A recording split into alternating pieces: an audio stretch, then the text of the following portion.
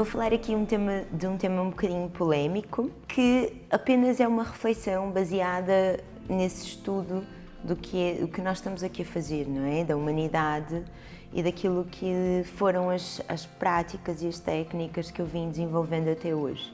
E do próprio pensamento sistémico, onde nós todos fazemos parte de um sistema chamado Planeta Terra, independentemente de fazermos parte de microsistemas nas nossas relações. O tema que eu queria falar é o abuso, não é? O que é o abuso?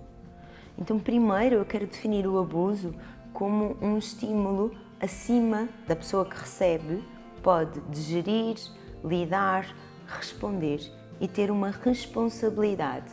Uma responsabilidade, a palavra responsabilidade vem da habilidade de resposta. Aquela pessoa que recebe esse estímulo não tem ainda uma habilidade de resposta para com esse estímulo.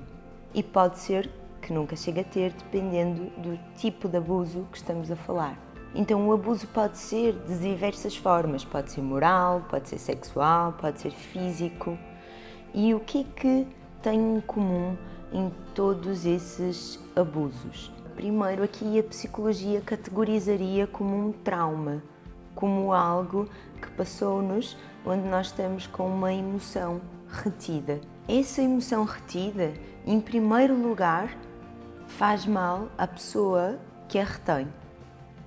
E aqui o bom e mal, outra vez, é só uma questão de opinião, não é? Mas o que nós percebemos que aqui o mal é que algo que não ficou trabalhado, algo que não ficou digerido, algo que não ficou fluido, repete-se em várias pontinhas e situações pequeninas na vida.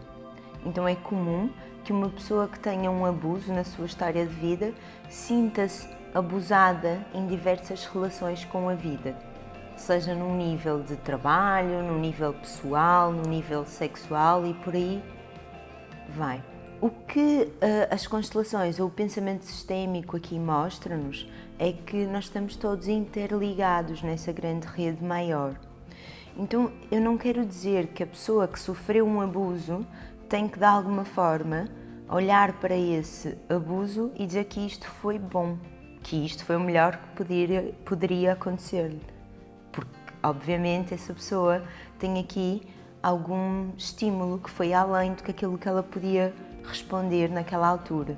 No entanto, quando passa-se um abuso, quando passa-se uma situação dessas, se a pessoa começa aqui digamos assim, a separar a realidade entre vítima e agressor, ela sente que ela de alguma forma precisa seguir a proteger-se nas relações interpessoais, ter garantias, se calhar financeiras, ter reservas, ter aqui algo para não estar na sua plenitude na vida.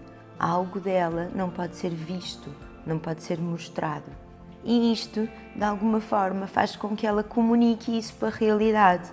Ou seja, as próprias pessoas nos círculos de interações sentem que aquela pessoa não está inteira, completa, disponível. Aquilo que não ficou dissolvido torna a manifestar-se dessa mesma forma como eu tive aqui a tentar trazer para vocês, tanto com exemplos práticos como a energia psíquica que fica aqui a trabalhar, não é? Porque nós somos também, a nossa própria palavra personalidade vem de uma máscara social, vem de um comportamento que é repetido por nós e por isso que nós somos confiáveis perante outros seres humanos, porque nós repetimos algo. Então o que é que nós escolhemos aqui, dentro da nossa história, dizer sim e de alguma forma apanhar os recursos que foram desenvolvidos justamente por conta dos nossos traumas e experiências. Então não é que nós agora vamos olhar para um agressor como bom, mas nós vamos olhar para um agressor e incluir esta parte da nossa história. Buscar essa parte da nossa história que estava num cantinho ou estava parada para dizer assim, agora eu já me desenvolvi, também à custa disto. Algo meu, algum outro recurso, alguma outra ferramenta, alguma outra inspiração foi desenvolvida novamente por conta desta falta. O que é que agora eu posso olhar para cá e dizer, isto também fez parte de mim?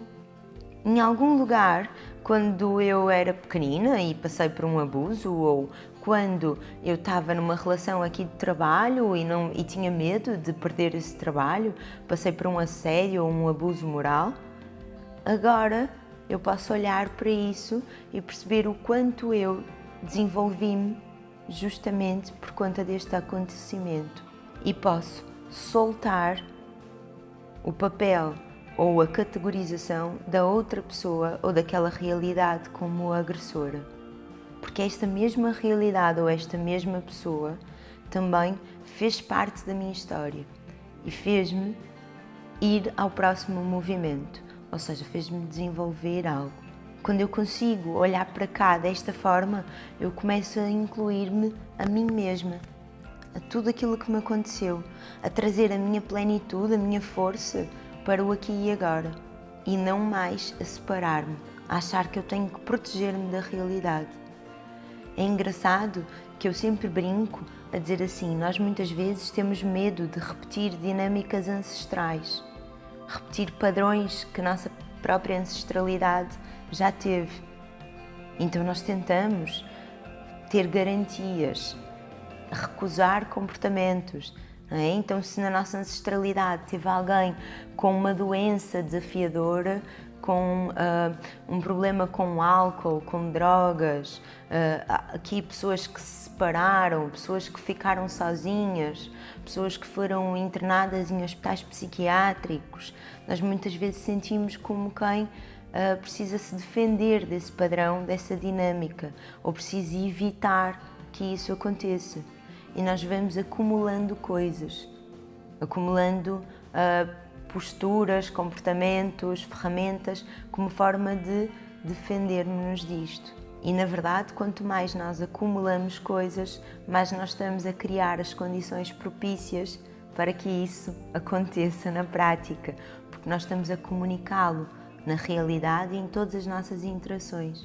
E, ao mesmo tempo, quando nós percebemos e olhamos para cá, todas as dinâmicas que a nossa ancestralidade já passou são as únicas dinâmicas, na verdade, que nós sabemos que nós conseguimos sobreviver, porque nós somos fruto da sobrevivência destas mesmas dinâmicas.